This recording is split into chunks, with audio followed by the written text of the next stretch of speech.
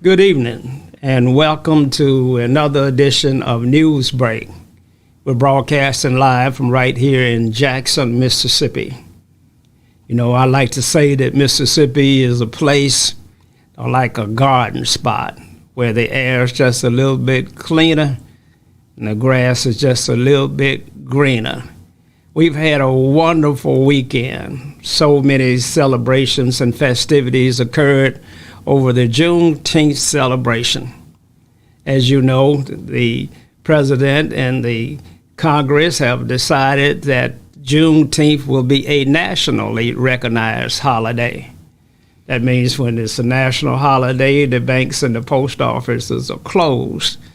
And so we had so many different activities. And I want to send a shout out to Bishop Ronnie Crudup for all of the wonderful events that occurred at the New Horizon Hill Complex over the weekend. It was a star-studded show that included the likes of Bobby Rush, a Grammy Award-winning performer. Also there was the Mississippi Mass Choir, another institution, an organization that has gained national recognition over the decade. And so many others were there as well. The food was excellent. The weather cooperated. It wasn't so hot on Sunday evening. It was a bit overcast and pleasant to be outside. And more importantly than anything else, there was an event filled with crime-free activity during the festivals. You know, many of us were concerned that crime is an ongoing issue in Jackson, Mississippi. And so we're always on the lookout for ways that we can circumvent and prevent things from happening, especially where there's large gatherings. So it was a great weekend, but we're here today to bring you our traditional news break to talk about the things that are happening in Jackson, Mississippi. We call it News Break, and we're looking for and recruiting young talent that's able to get on this side of the camera and be able to present articulate, intelligent shows that really capture the essence of what's going on in our city, in our state, and around the world. So if you're out there and you're interested in joining our team, call us at 800-492-5186. You can also use that number to call in the show. We'd love to have you participate. We'd love to have your feedback and your understanding as what it is that's really going on in our city, in our state, and in this nation. As always, my co-host is Christopher Young, and he's a gentleman that has moved down here to Mississippi, and I tell you, he's turned over more stones than people that have lived here all of their lives. He's an outstanding, dedicated young man that's really focused on making changes in a community, especially for those that have been underserved and historically left out. So, Chris, it's good to have you in the studio, and I know you had a busy weekend. Where did you go? I did. I had a wonderful weekend. It's great to be here with you as always. You know, I started the weekend just 30 miles north of here, and you know, I didn't see any camera, any TV station cameras up there. I wish I had brought a camera from the We Believe Digital Studios up to the Bentonia Blues Festival. Bentonia. And you know, Jimmy Duck Holmes, just a walking, talking, legendary history book. I mean, starting picking cotton in the fields, and his parents opened up this juke joint in 1948. 48. And he took over operation of that in 1970. And in 1972, he started the Bentonia Blues Festival. So here we are, 50 years, the Golden Jubilee. And it was a nice time up there. You know, the heat got the best of me after about 5 or 6 hours on Friday. But it was a great time, and I got to talk to him as I always, you know, I love just driving up there and talking with the man because he's so humble. you know, and I put a little article into the Mississippi Link on it, so I hope people will read, you know, the history a little bit. I mean, how many people, Mr. Garrett, if you can imagine, how many people have 9 albums, you know, out there to their name? And when I asked him, a little over a year ago, I said, it was just me and him up there shooting the breeze, and he always takes up time with people, you know, and I said, Mr. Holmes, what's the album doing like? Now, this album was nominated for a Grammy. Oh, okay. But Bobby Rush also was in that same category for a traditional blues album, and Bobby Rush won it. But I said, Mr. Holmes, what's that like? You know, how's that album doing? He said, we're doing all right. You know, like no big deal. And I said, Mr. Holmes, you know, he said, well, what do you mean? You know, I said, well, it's on the charts, Mr. Holmes. He said, well, yeah, somebody told me a few days ago it's number 3 on Amazon, you know. And I'm thinking, and you know, then the next thing he said to me, Mr. Garrett, he said, well, there's more to me than that. Now, how many Grammy-nominated people do you see with 9 albums that say, well, there's more to me than that? Amazing humility. Amazing. So that was a great start, and I got a chance to go where you had mentioned New Horizon Hill Complex. I got a chance to go over there Sunday, but again, you know, I was sort of hoping for the Mississippi Mass Choir at about 6 o'clock, but look, there was a whole bunch of other people in line before them. Yeah. And I have to, there's one church, the Anderson on Hanging Moss Road. My God, they had a wonderful show, but I didn't quite make it till it just kept coming more and more people, and everybody was having a great time. But I had been on my feet for several hours, and so I ended up packing it in a little early on Sunday night. But it was a great time. I bought a piece of costume jewelry, but don't tell her that.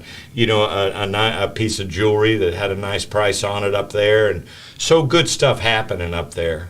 So they had vendors and tables? They had vendors. They were selling different kind of jewelry. They were selling food, some homemade puddings, several different flavors.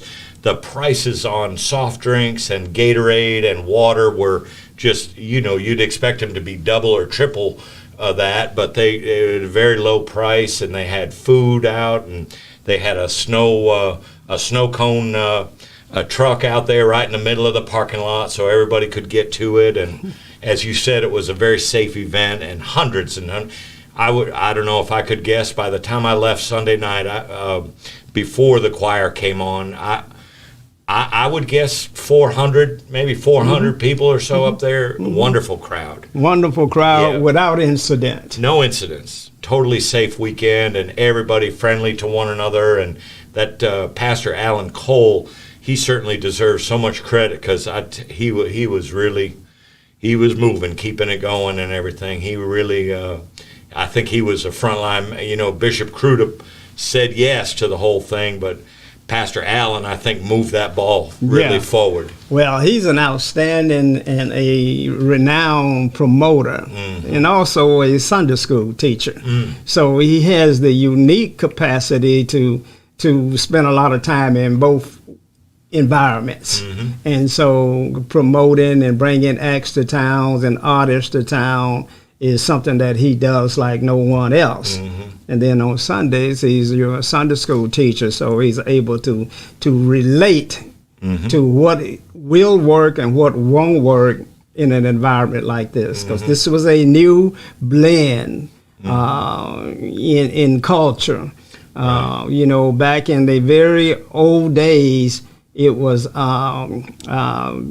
artist, not Chuck Berry, but Ray Charles, that blended, you know, a little gospel feel with a little R&B feel. And, you know, there were a lot of skeptical people.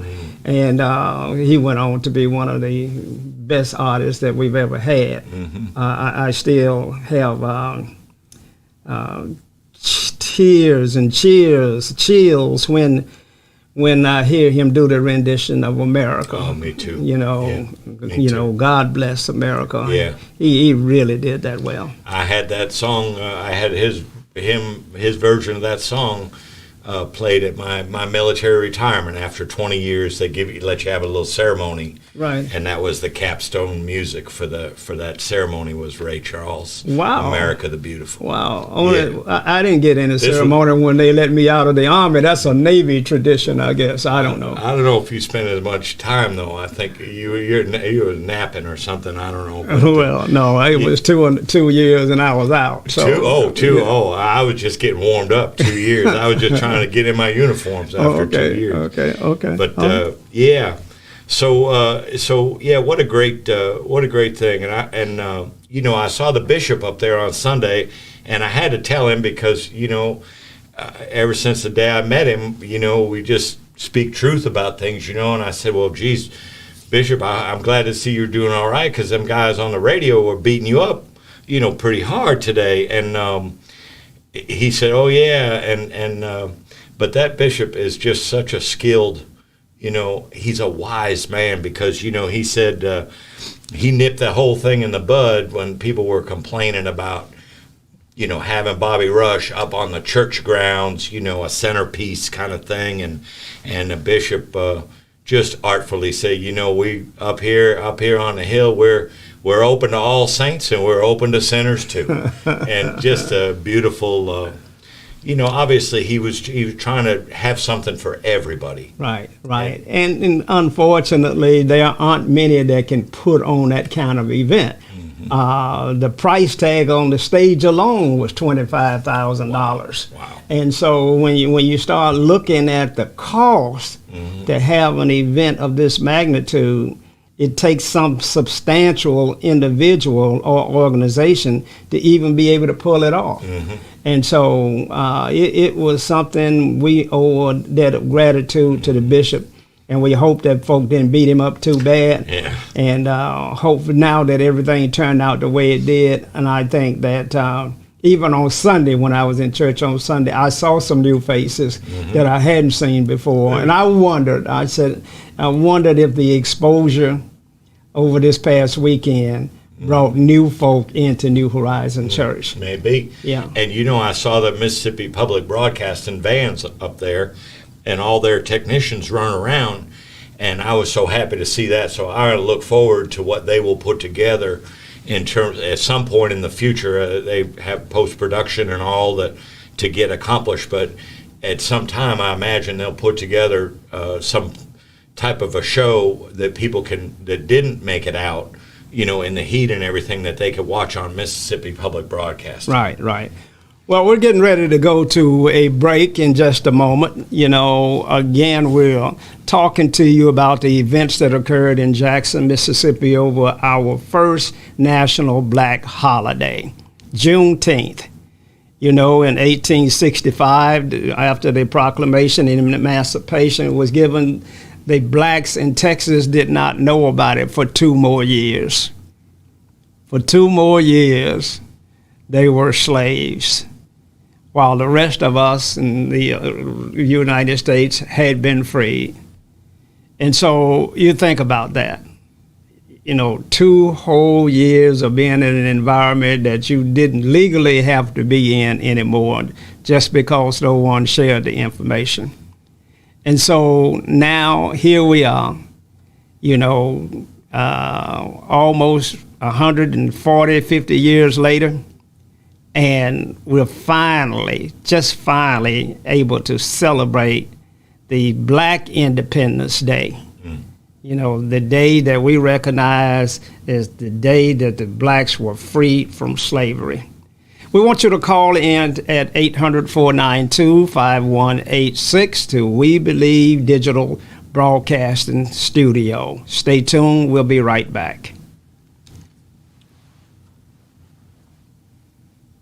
The Mississippi Link is an African-American female-owned newspaper with a trusted voice that is highly respected throughout the city, state, and nation. Our motto, Keepers of the Knowledge for People Who Speak the Truth, since 1993. Link significantly influences the thoughts, attitudes, and buying decisions of its readers. Call us at 601-368-8481 for your advertising needs. If you would like to receive a newspaper in the mail each week, our annual subscription is only $52 per year. That is only $1 per week for you to stay informed regarding many stories that you can only get in the Mississippi Link. Sign up today at themississippiLink.com and click on Home Delivery.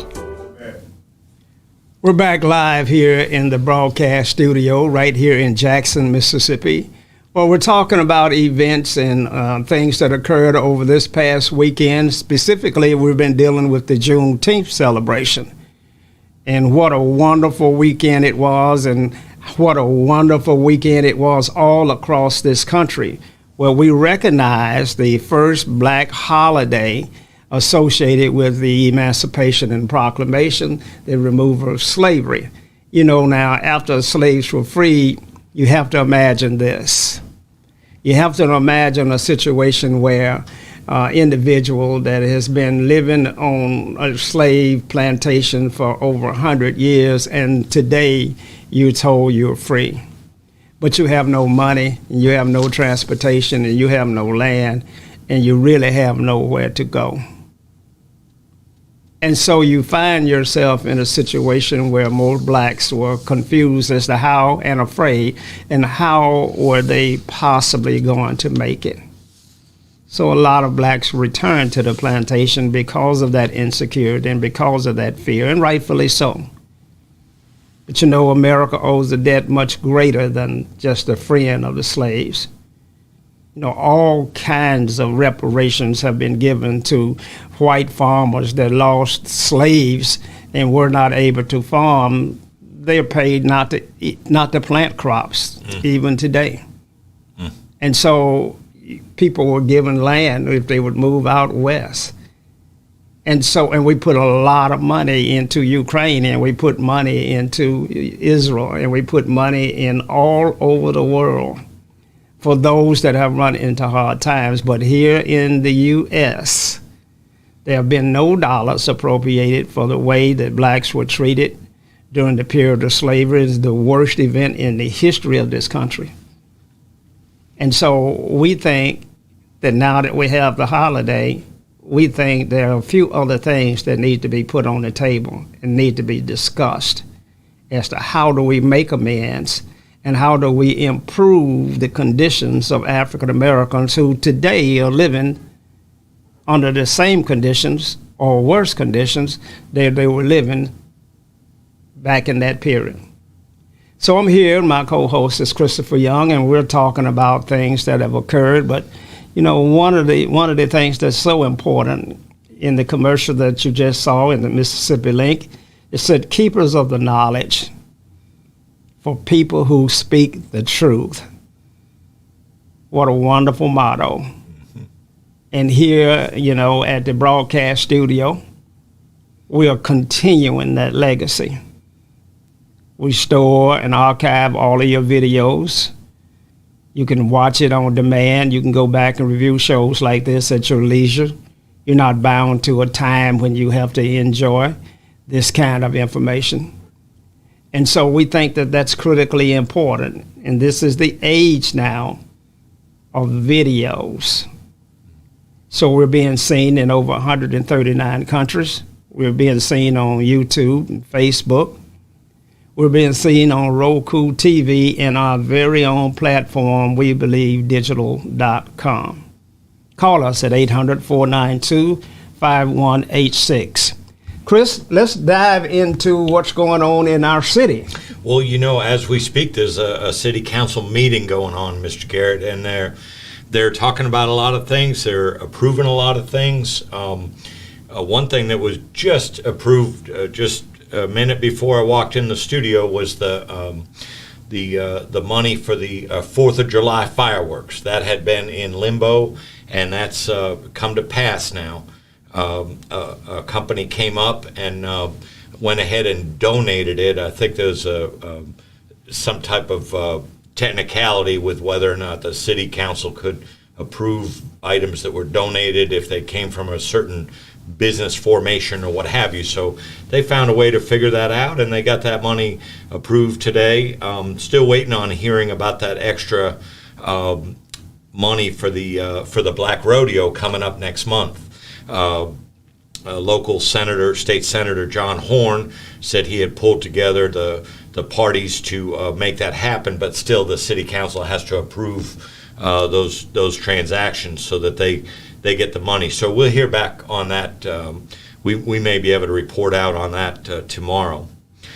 So more things going on at the city council. One thing that was not on the claims agenda was to pay the trash contractor. So here we are, coming up on the end of the third month, and this contractor has not been paid one dime for the services being provided. So that situation is just sickening, but it was not listed on the claims agenda for today's meeting. Now they do have another meeting a week from today. Today was a special council meeting. They do have a regular city council meeting on 1 week from today. Well, for our viewers all across the country, when he says that the trash provider, the firm that's collecting the garbage on Jackson streets, has not been paid, we need to give them, Chris, just a little overview on how we got to this point. Well, the incumbent, the people that have been picking up trash for 35 plus years, was a multinational corporation called Waste Management. And the mayor of Jackson, trying to do good by this city, employed an old management technique where you shake the tree every now and then and kind of see what falls out, and really see with these long-term contracts that keep escalating year after year, is the city getting the best bang for the buck. And so the mayor, and this had many iterations, many requests for proposals, but in the final version, the mayor decided to do a blind bidding process, which was he was under no obligation to do that, but he knew there was a higher likelihood that you could get rid of personalities and allegiances and so forth by just the people voting on having no clue who that was attached to, voting on the service, not the company name, if you will. And Richards Disposal out of New Orleans, a highly successful company for decades down there and in Baton Rouge and all, they were the low bidder, and not just the low bidder by a little bit, by $1.2 million a year. And obviously in our cash-strapped city, that means a lot. A lot can be done with that. And so a lot of suing going, a lot of the city council suing the mayor suing the city council. The mayor, despite a no vote by the council, the mayor ordered this new company, Richards Disposal, to go to work April 1st. And, it was rocky at start because there was no formal turnover whatsoever. And so they were kind of building the operation from the ground up.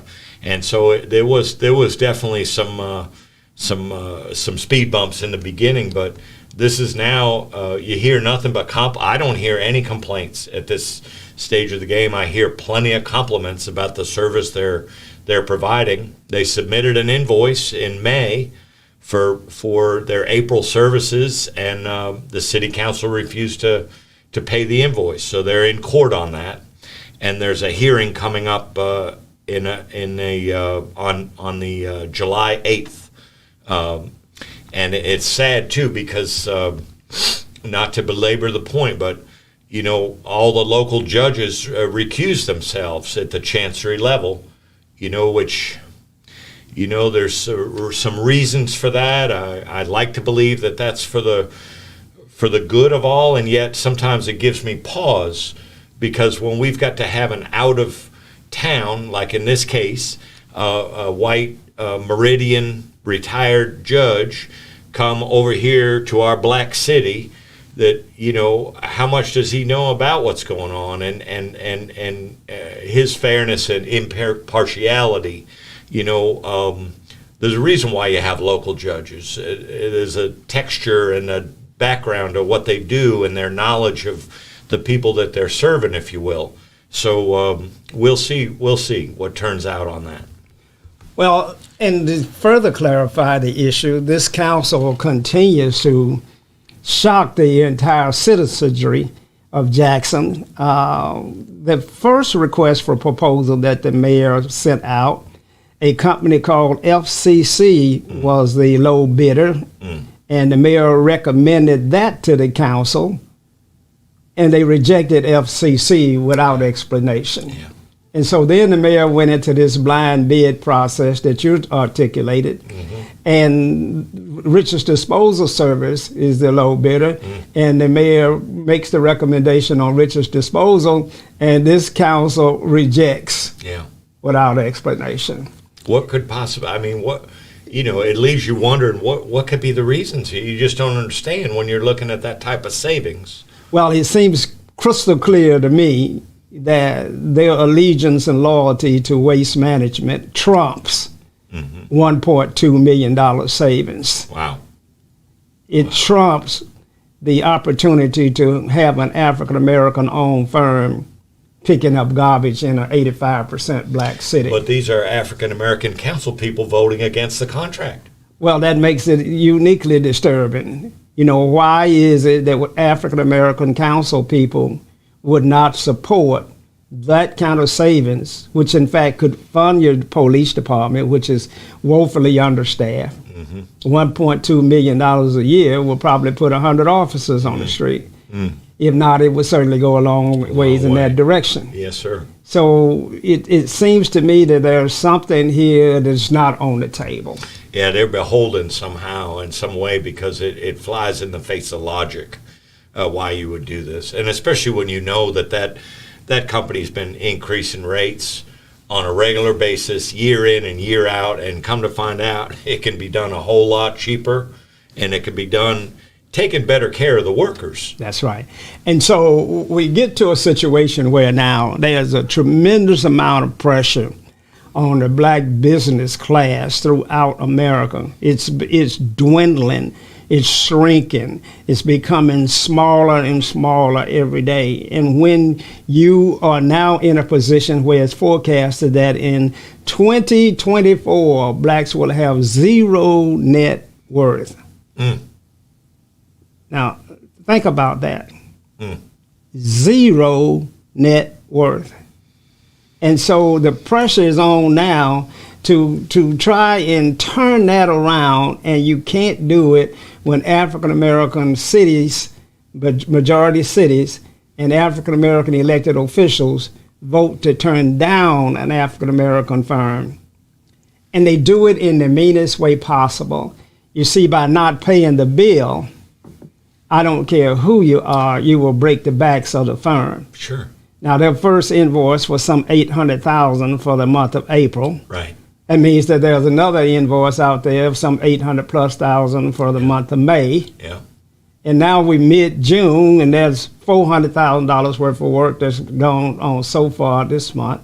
That's in itself almost $2 million that they owe this firm. How long can Richards Disposal continue to provide this service without getting paid, Chris? No. How long? No, and I well, yeah, and I too. There's you know, sometimes I don't know if people have political aspirations or what have you, but you know, from the way these council members are going to be tagged with this decision.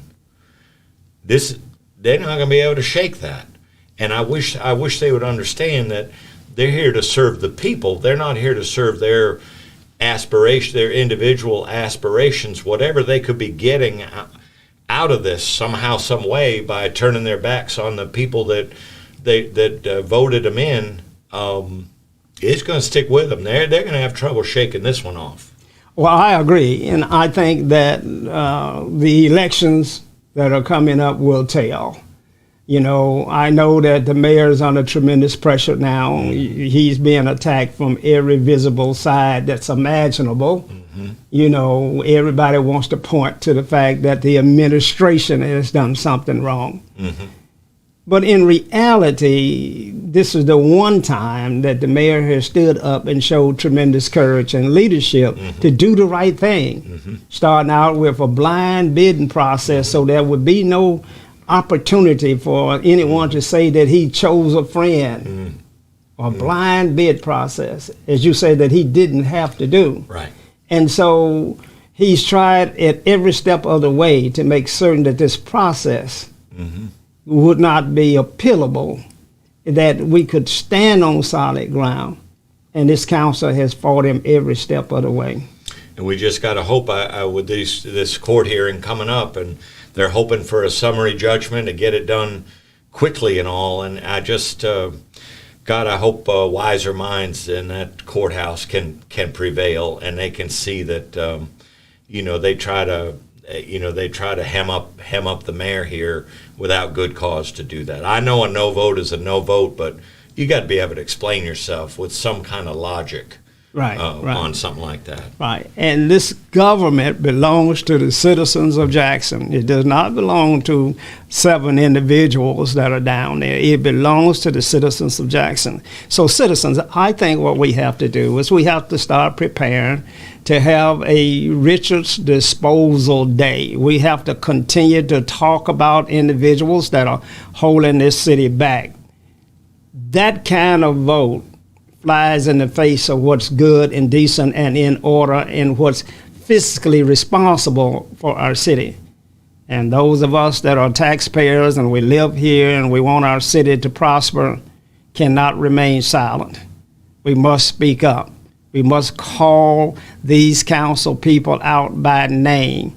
We must talk about the issues surrounding our city that $1.2 million savings could help with.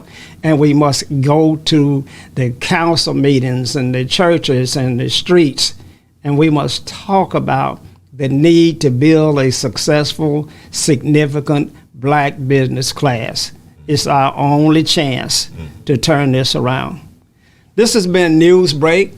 We hope that you've enjoyed our show today. We look forward to bringing you another edition tomorrow. But you can always reach out to us at 800-492-5186. This is your studio. Let us hear from you. Y'all have a good evening out there and be safe. I don't know freedom. Freedom. Do you know me? Am I important to you? Or just an affirmative act? Can I freely talk while still being black? And will you understand me as I speak rhythmic words that beat on your uncomfortable conscience? Listen to me, freedom. That's the whole one. Because I have words for you. But then you put some new, like, black words. You just showed a picture with a deep melanin tone that is not a tone for just existing. Words that are scarred and whipped and chained only to break loose with a strong hand and a fervent prayer. Words from the past, reverb, bouncing off every corner, surrounding you. Words that are real and cannot be whited out. Because the color